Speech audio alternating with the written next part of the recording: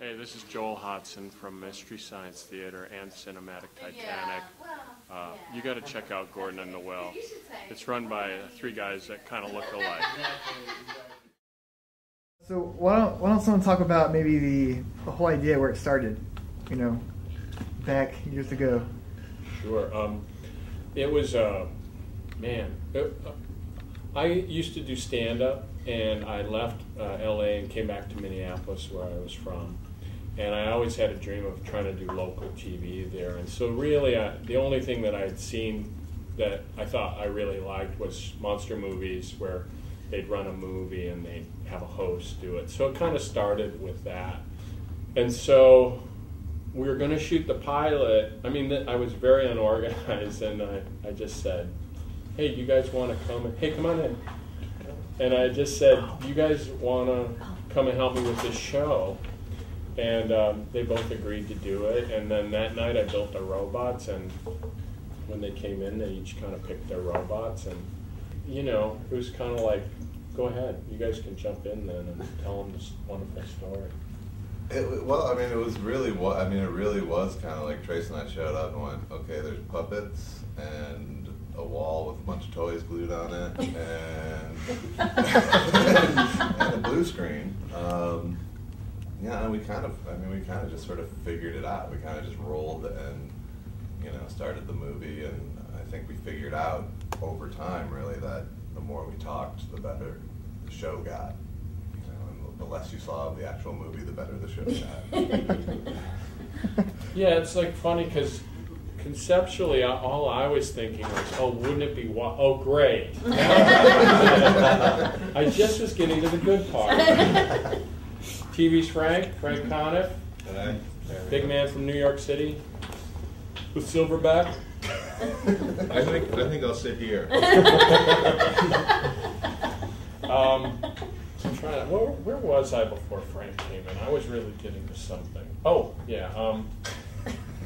The thing, when I started, it was just, again, this kind of shows how ideas work. It really wasn't the Mystery Science Theater that we know now. It's kind of like, oh, won't it be amazing if you have a companion that you're watching the movie with? And I was just kind of thinking he'd watch the movie too, and his robots would come in and say stuff and go, oh, here's the microwave popcorn, and oh, here, hi, what's happening on the ship? And then we'd say a few things about the movie, a remark. And I thought that would be all people could handle. And then working with Josh and Trace, both being really funny guys, as time went on, we kind of started to fill in, and each time we did it, we got more and more kind of getting to just riffing on the movie. Really, it was all born in those 20 shows we did locally at KTMA. And so that's really how it all, and it was really just kind of collaborating, and we made the shows. You want to tell them about like our process? I can't really think. We'd spend about an hour writing 5 host segments. We'd then go into the studio and shoot them. We'd then go to lunch, and then we'd come back and we'd do the movie. The first, like really almost always the first time we had seen the movie, we were filming it. And we would literally edit it online as we shot it. So it would, you know, we'd put in a host segment, we'd shoot a movie segment, they'd edit in the other host segment, then we'd shoot it. So literally when we walked out of the studio, the show was ready for air, and we had to be out of the studio by 5 because there was a wrestling show. The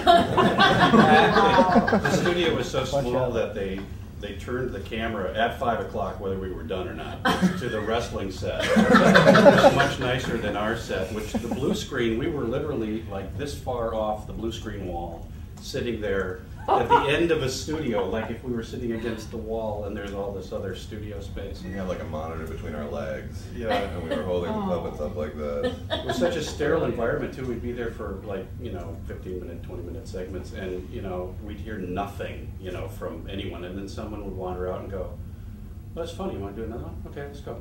It's like that was our feedback. Isn't there like a pipe factory next door? Am I thinking? They were sawing aluminum channel or something all day. So, so adjacent in the same building, so you'd occasionally hear like a power saw go off, and you'd hear the pipes fall to the ground, and the only you'd have to lights in the stop. building. Do you have a favorite movie that y'all riffed? Like Did everybody have like a favorite one? Oh, a favorite one? You mean in the whole span of the show? Mm-hmm. I liked Hercules Unchained. I really liked that movie a lot. I don't know why, but it had a lot of production value. Mm-hmm. I wonder why you like that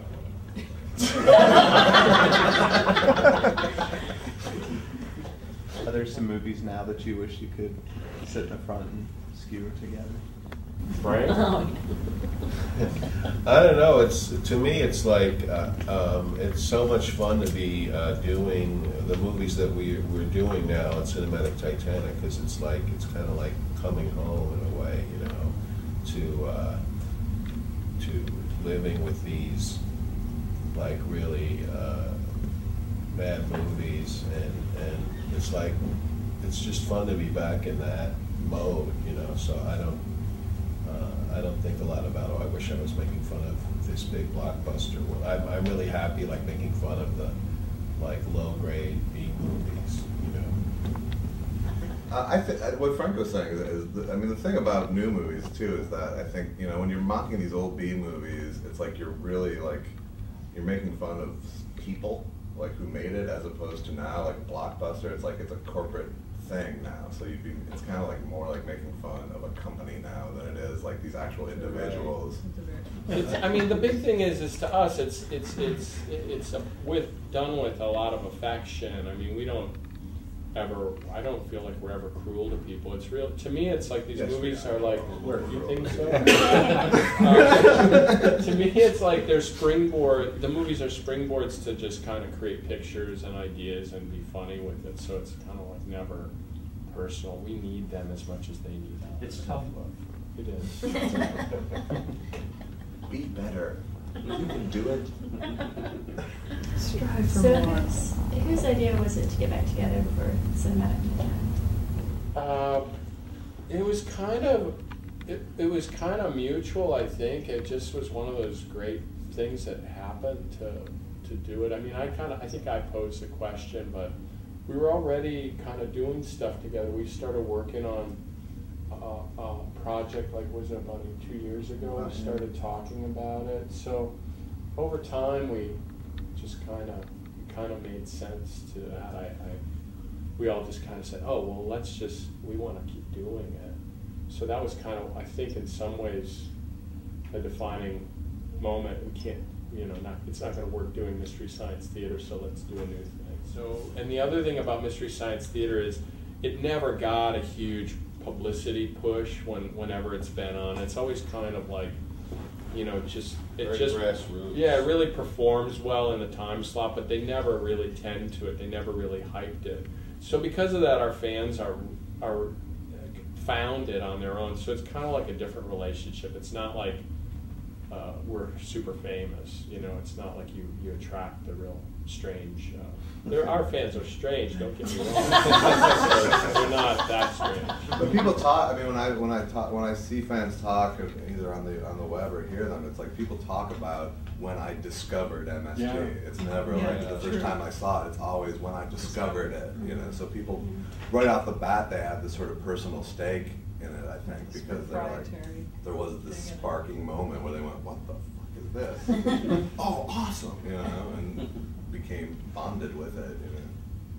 And that's what kind of has kept it going so long. I mean, it's been almost 10 years since it's been off the air, but the DVDs are still out there and still doing well, and people obviously trading a lot of the video and stuff. Well, it seems like newer. Yeah, it seems like lately, like newer generations of people are starting to watch it, and maybe weren't even, born or whatever when it was on.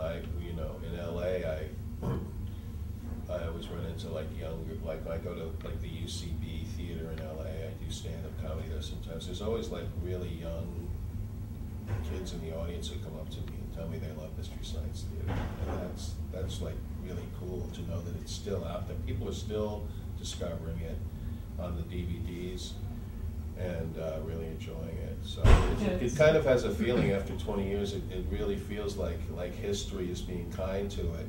That it feels to me like it really is holding up, you know, which is kind of with anything you make, you know, history is kind of the ultimate judge of it, and it kind of feels like it's really standing up.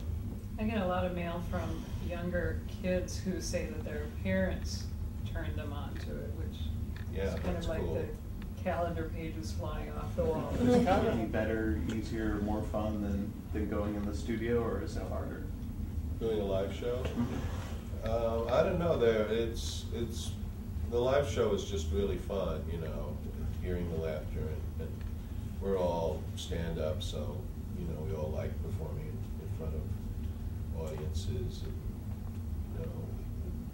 you know they're both really fun, I would say. It's and they go together too. That because when we shot the first episode, we shot the first episode, and then later that week went up to ILM, George Lucas's campus, and performed the Using Skull live there. And because of the live energy of it, we found a lot more beats and a lot more jokes than we had actually put in the show that we shot. So when we went back and did post-production on the show, a lot of those kind of went back into the show. So now we're learning from that. We're trying to perform them first, and really so we can all really feel how the jokes hit, and then shoot after that. So, are there any plans for any future films? Another one? Yeah, absolutely. The movie we're doing tonight, we're going to actually fold into our production cycle. We're shooting 3 more shows next month. So it's been a long wait because we did the first one in December, and cinematic Titanic is self-financed. So we kind of took all our money into producing the first one, and we're dependent on selling it to make more. But I'm happy to report we're able to make 3 more. So we'll have a total of 4 titles out there, and we're just kind of making more as the money comes in. So hopefully we're going to hit a production schedule. Maybe we can release every 6 weeks or 2 months a new one. You talking about a DVD release? Yeah, we work through a company called Easy Takes, which does manufacture on demand DVDs, and they also do download to burn DVDs. So people can download it too. It's Cinematic Titanic.